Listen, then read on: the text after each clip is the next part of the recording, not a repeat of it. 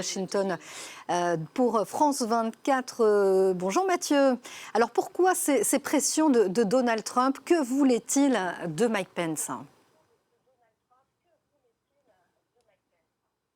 Écoutez, quiconque était devant sa télévision ce 6 janvier 2021 se souvient de ces images qui ont littéralement sidéré l'Amérique, mais plus largement le monde. Mais ce dont on se souvient un peu moins, c'est que ce 6 janvier était d'abord dans l'histoire américaine le jour où le Congrès des États-Unis devait certifier les résultats de l'élection présidentielle et donc confirmer concrètement la victoire de Joe Biden, et ce malgré la multitude de procédures juridiques engagé par une armada d'avocats à la solde du président sortant, on s'en souvient. Et donc, pour répondre directement à votre question, le vice-président Mike Pence, qui avait pourtant servi Donald Trump avec zèle durant les 4 années de son mandat, eh bien, le vice-président avait également un rôle central dans ce processus de certification, justement, puisque, en accord avec la Constitution des États-Unis, c'est le patron de la Chambre haute qui présidait ce jour-là la séance plénière et donc la fameuse certification des résultats. Et donc,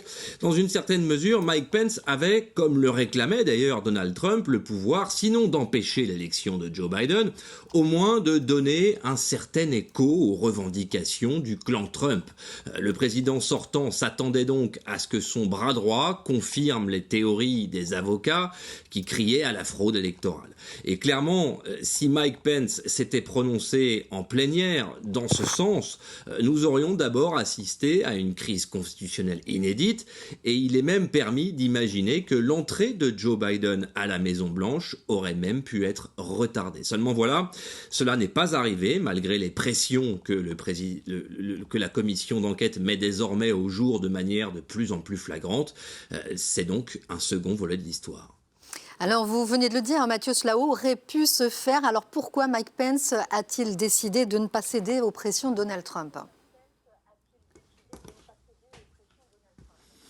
Eh bien, c'est un petit peu ce qu'on découvre avec cette commission, et à peu près toutes les théories ont été avancées avant que la commission ne se livre à son travail d'enquête, y compris celle selon laquelle Mike Pence n'en avait absolument pas le pouvoir. C'est d'ailleurs Mike Pence lui-même qui, devant l'insistance de Donald Trump, avait dû s'exprimer par écrit et publiquement pour dire que le vice-président des États-Unis ne pouvait pas s'opposer à l'expression populaire, laquelle expression constitue, comme dans toutes les vraie démocratie, un pilier central de la République américaine. Pourtant, quelques nuances juridiques, on l'a dit, auraient pu lui permettre de maintenir au moins quelque temps son mentor à la Maison-Blanche, mais pour cela, il aurait fallu que Mike Pence souhaite le blocage, ce qui visiblement n'a strictement jamais été son intention.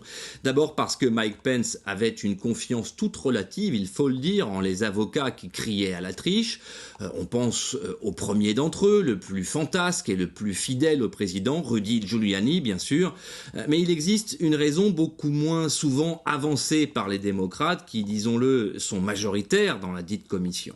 C'est tout simplement le caractère de Mike Pence. L'homme est évidemment un ultra-conservateur, il est la caution chrétienne de l'ère Trump, mais dans une certaine mesure, l'homme s'est toujours arrangé pour ne jamais se livrer à de pures manœuvres politiciennes, si ces manœuvres étaient de nature à fragiliser la démocratie américaine. C'est d'ailleurs un des volets intéressants de cette commission, puisque même ses détracteurs à Capitol Hill ont bien été obligés de saluer le fait que l'ancien vice-président a finalement, dans les dernières heures du règne du clan Trump, a été l'un des derniers remparts du système électoral américain et donc de la Constitution des États-Unis.